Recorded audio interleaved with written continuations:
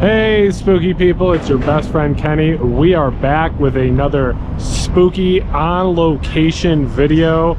Today we are going to be investigating the ghosts of the SS Eastland disaster, which is one of the worst maritime disasters in the United States of all time.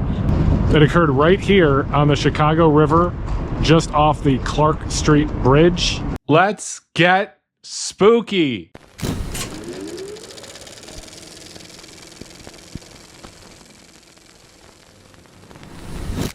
Before we get to today's video, let's make sure that you are subscribed to this channel, The Spooky Lawyer. Make sure that you like and share this video. Share this video with people that you see enjoying the beautiful springtime weather. What says springtime quite like spooky, disturbing stories? I don't know. I don't know the answer to that. I don't think anything says springtime quite like those things. On July 24th, 1915, the SS Eastland capsized at this location, and it is the single greatest loss of life on the Great Lakes. Here was the memorial that was erected for the victims of the disaster. This tragedy resulted in the loss of 844 lives, an amount exceeding the infamous Chicago Fire of 1871 and one of the deadliest maritime disasters in American history.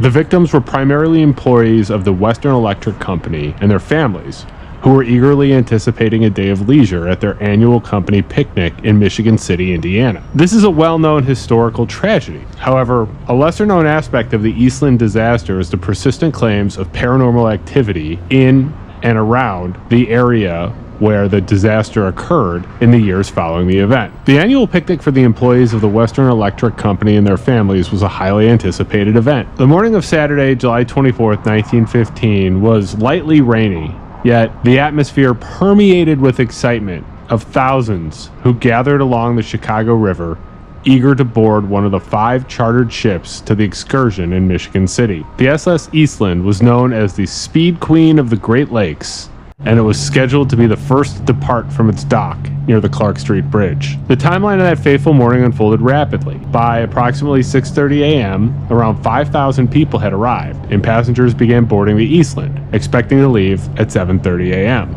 Between 6:41 a.m. and 6:53 a.m., the Eastland began to list starboard towards the wharf due to the concentration of passengers on that side. The ship briefly righted itself before listing again, this time to port. Orders were given to stabilize the vessel, and the Eastland was brought upright once more. Between 7 and 7:05 a.m., boarding continued at a rate of about 50 people per minute, with the count exceeding 1,000. By 7:10, the Eastland reached its capacity of 2,500 passengers, and boarding stopped. The list persisted, and water began entering the main deck through the port side scooper. The engines were ordered to stop. Passenger loading was complete and departure preparations were underway. Around 7:25 a.m., main deck passengers were instructed to move starboard, as were those in the engine room. Water entered through the port gangways, and the warning whistle sounded. The captain signaled stand by on the engine room telegraph. The stern swung into the river, and the bow moved slightly towards the wharf. As the Eastland moved away from the dock, passengers on the upper deck shifted towards the port rail, marking their first significant move to that side. At approximately 7:27 a.m., the Eastland resumed its list to port, estimated at 25 to 30 degrees. The stokers and oilers in the boiler room fed to the main deck, sensing imminent disaster due to the list and the water entering the ship. Passengers on the hurricane deck were asked to move starboard, but the angle was too steep, and the deck was slippery from the rain, preventing the passengers to be able to move. By 7:28, the list reached 45 degrees. Dishes fell, the promenade deck piano slid to port, nearly crushing 2 women, and a refrigerator crashed over the deck, signaling the impending catastrophe. Water poured in through the aft port gangway and main deck portholes, and panic began to erupt on the main deck as passengers rushed to their staircases. Passengers and crew jumped off the starboard side onto the wharf or into the river. The list to port worsened as water rushed in, and the lightning load on the starboard side exacerbated the tilt. At around 7:30 a.m., the Eastland quietly rolled into the Chicago River.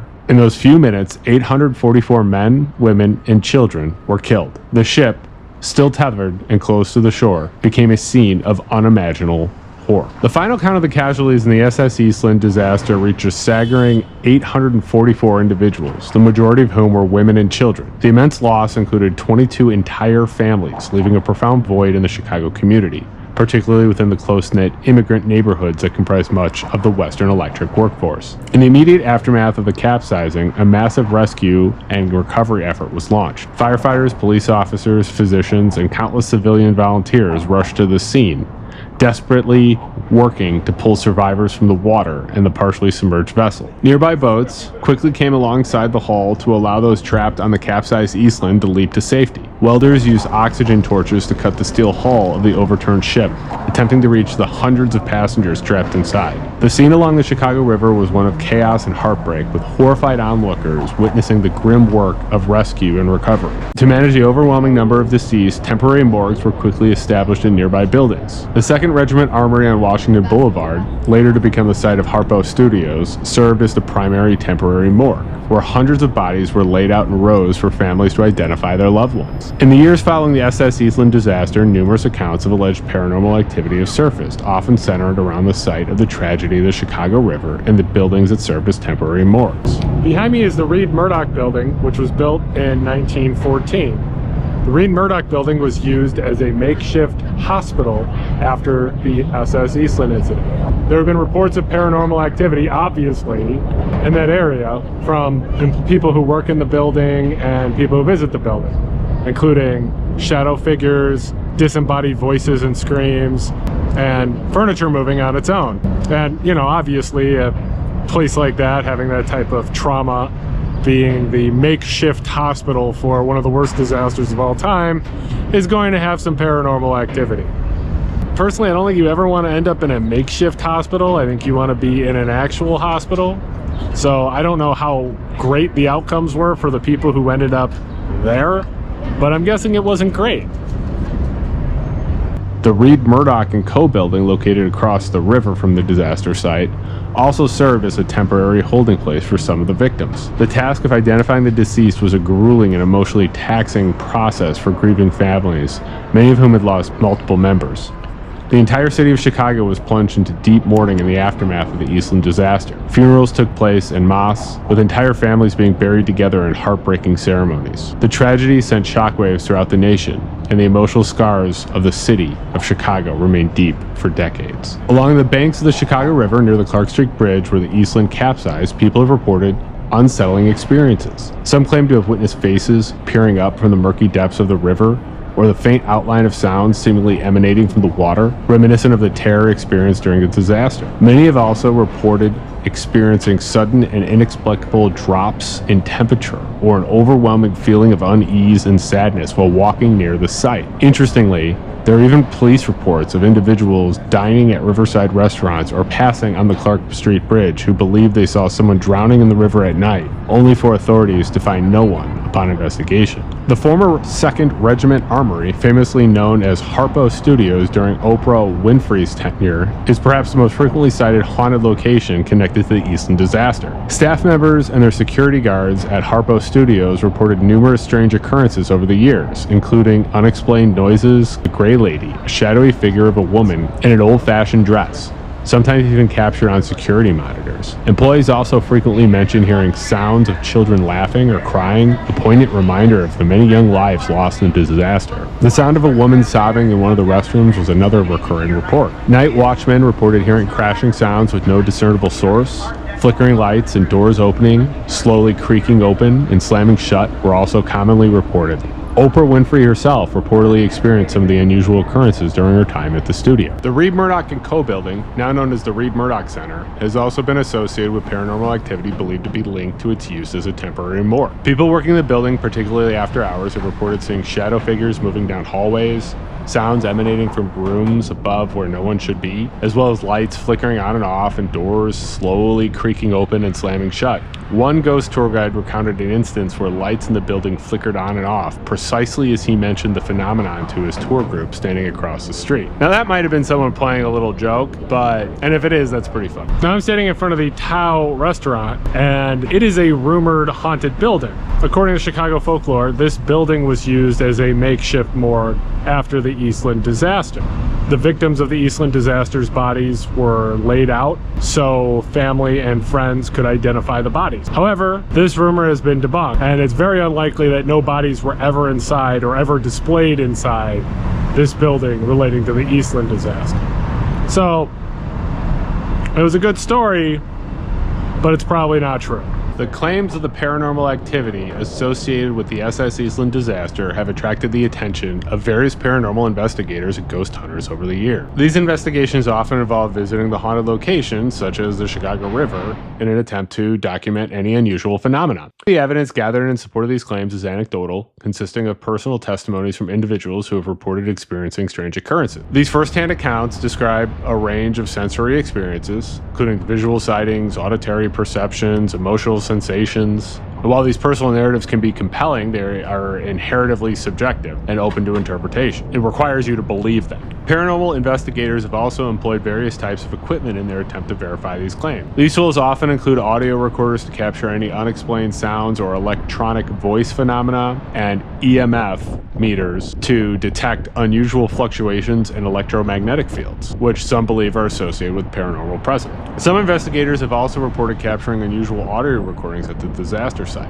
including what they interpreted as responses to questions about the Eastland disaster. One claim involves recordings that, when analyzed through the software, reportedly revealed words in the Czech language, a nod to the large number of Czech immigrants who were among the Western Electric employees. At Harpo Studios, a contact microphone placed on the building's walls allegedly recorded voices that seemed to be discussing the Eastland disaster, including a woman's voice saying, "died on the watershed," and a man with an English accent saying, "it's going down." Despite these personal accounts and reported findings from paranormal investigations, the scientific verification of these claims remains a challenge. The subjective nature of the evidence and the lack of actual data make it difficult for the scientific community to definitively validate paranormal phenomena, which is true in most paranormal phenomena. There are a lot of theories to explain the reported paranormal phenomena associated with the SS Eastland disaster, spanning both paranormal and scientific theory. From a paranormal standpoint, one common explanation is that of a residual haunting.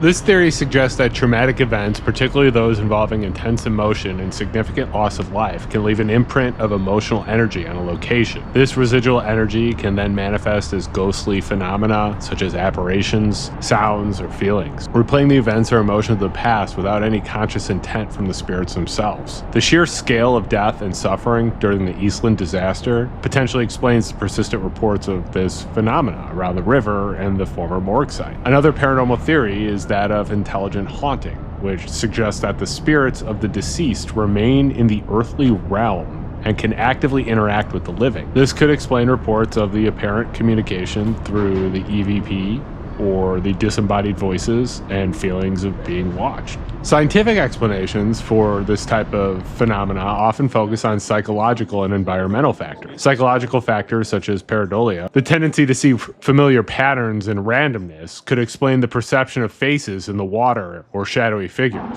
Suggestibility and confirmation bias can also play a role, where individuals who are aware of the Eastland's tragic history and the associated ghost stories may be more primed to interpret what they experience as paranormal. The emotional trauma experienced by survivors and the collective grief from the community could also contribute to a heightened suggestibility in the creation of shared narrative. Environmental factors can also contribute to the perception of paranormal activity. Infrasound, low-frequency sound waves below human hearing have been linked to feelings of unease or the sense of a presence. Fluctuations in electromagnetic fields have also been suggested as a potential cause for unusual sensation. Carbon monoxide exposure and poisoning can cause hallucinations and other physical symptoms that might be mistaken for paranormal experience. And there's carbon monoxide being let out on the river. The presence of mold in old buildings have also been investigated as a potential factor, with some studies suggesting a link between certain types of mold and neurological effects, including hallucinations and the feelings of fear. Temperature fluctuations and drafts in older buildings can create sensations that might be interpreted as ghostly cold spots or the movement of spirits. One thing a lot of people don't realize is that George Papa Bear Hallis was supposed to be on the Eastland that day. He was a summer hire for the Western Electric Hawthorne Works, and he played on the company sports teams and had planned to attend a picnic that morning. George was running late and missed being aboard the Eastland when it capsized.